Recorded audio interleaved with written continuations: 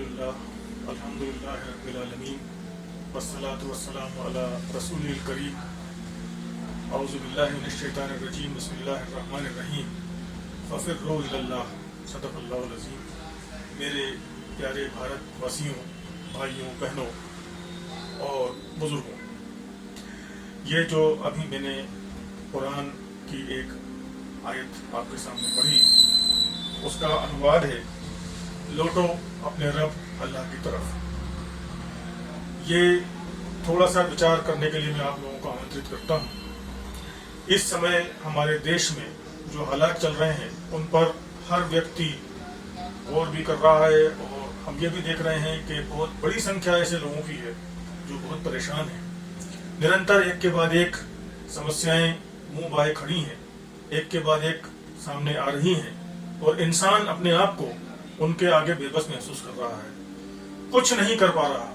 देखिए, आपके अभी अभी भारत में 3-4 जो चीजें देखी हैं, उसमें बाढ़ से जूझे, भूकंप आया, और फिर टिड्डी दल का हमला जिसने फसलों को चट कर दिया, और उसके बाद एक बहुत बड़ी महामारी जिससे हम लोग, हमारा देश जूझ रहा है, वो है कोविड।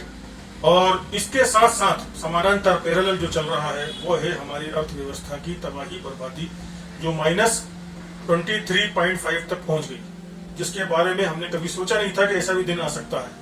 हम तो तरक्की और विकास की बात कर रहे थे, लेकिन ये नौबत आ गई और इस पर हमारा कोई बस नहीं है।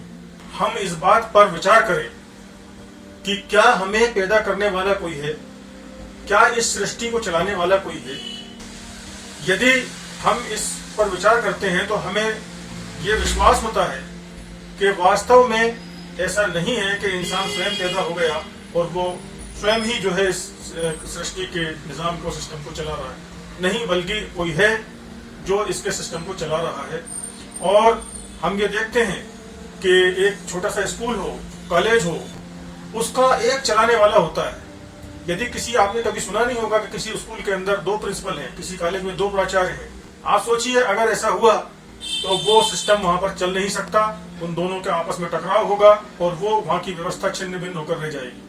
तो जब एक स्कूल नहीं चल सकता 2 के जरिए से, माध्यम से, एक कॉलेज नहीं चल सकता, तो इतनी बड़ी दुनिया को चलाने वाले 2 कैसे हो सकते हैं। इस पर हमें विचार करना होगा।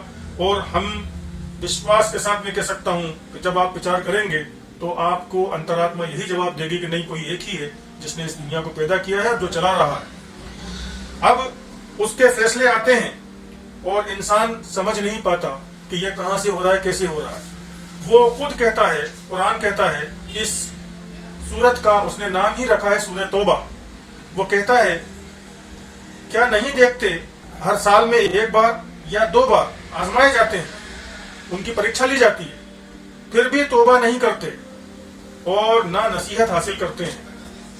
तो ये चीजें हैं ऐसी है। यदि आप कुरान पढ़ेंगे, हिंदी के अंदर कुरान उपलब्ध है, तो आपको ये सारा आपको पता चलेगा कि हमारा पालनहार, हमारा पैदा करने वाला ईश्वर हमें किस तरह से मार्गदर्शन दे रहा है। उसने इंसानों को पैदा करके यूं ही नहीं छोड़ दिया कि जाओ खाओ पियो और मर जाना एक दिन, नहीं, बल्कि उसने जहां सारी व्यवस्थाएं की, हवा, पानी, पहाड़, जंगल, जमीन, आसमान, बारिश का सिस्टम, सूरज, धूप, ये सारे इतने सब सिस्टम उसने किए, चरिंद परिंद, इतने सारे जानवर इंसानों के फायदे के लिए, परिंदे, ये सब दिए। तो उसने वहीं पर इंसान के लिए आध्यात्मिक आवश्यकताओं की पूर्ति के लिए उसने इसका भी व्यवस्था की, और उसने आध्यात्मिक रूप से इंसान को किस तरह जीवन व्यतीत करना है, किस तरह सफल होकर उसके पास पहुंचना है, उसकी व्यवस्था भी की। इसके लिए उसने अपने पैगंबरों को भेजा, और इसके लिए उसने अपने किताबें उतारी इस धरती के ऊपर, और उनके माध्यम से उसने मार्गदर्शन किया है। अंतिम संदेशा हजरत मोहम्मद सल्लल्लाहु अलैहि वसल्लम को भेजा, और अंतिम पुस्तक उन पर कुरान उतारी है। मैं आपसे ये अपील करूंगा कि आप इस पुस्तक को पढ़ें, और हजरत मोहम्मद सल्लल्लाहु अलैहि वसल्लम की जीवनी, वो भी जो है हिंदी में अवेलेबल है, कुरान भी हिंदी के अंदर उसका अनुवाद अवेलेबल है। आप इसको पढ़ें और बिना किसी मन में कोई दुर्भावना लिए कि ये मुस्लिमों की धार्मिक पुस्तक है, इस तरह की ये दुर्भावना है, ये अज्ञानता है। कुरान मुस्लिमों की धार्मिक पुस्तक नहीं है, बल्कि पूरे दुनिया के इंसानों के लिए मार्गदर्शन के रूप में आई है। और हजरत मोहम्मद सल्लल्लाहु अलैहि वसल्लम की जो जीवनी है, वो भी इसी तरह से सिर्फ मुसलमानों की प्राइवेट लिमिटेड प्रॉपर्टी नहीं है कि मुसलमान उसे अपने पास रखें और उसे पढ़ें ना पढ़ें, उसके अनुसार जीवन व्यतीत करें ना करें, बल्कि वो एक अमृत है एक इनाम है सारे इंसानों के लिए। यदि आप उसे पढ़ेंगे तो आपको पता चलेगा, आपको ज्ञान होगा हजरत मोहम्मद सल्लल्लाहु अलैहि वसल्लम किस तरह से वो इंसानों के प्रति नर्म व्यवहार रखते थे, किस तरह से वो इंसानों को सफल होते हुए देखना चाहते थे, किस तरह से वो बेचैन रहते थे कि हर इंसान सफल हो।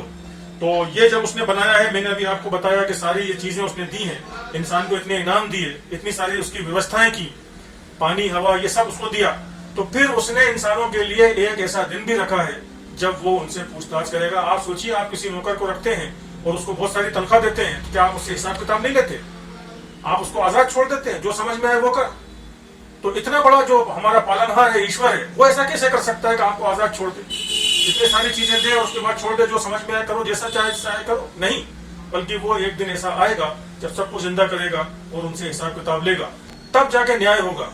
तो उसने जो ये सिस्टम बनाया है, ये इसलिए नहीं बनाया है कि इंसान जो चाहे करे, बल्कि उसने इसलिए बनाया है कि इंसानों की परीक्षा ले कि वो उसकी लौटते हैं या नहीं लौटते हैं।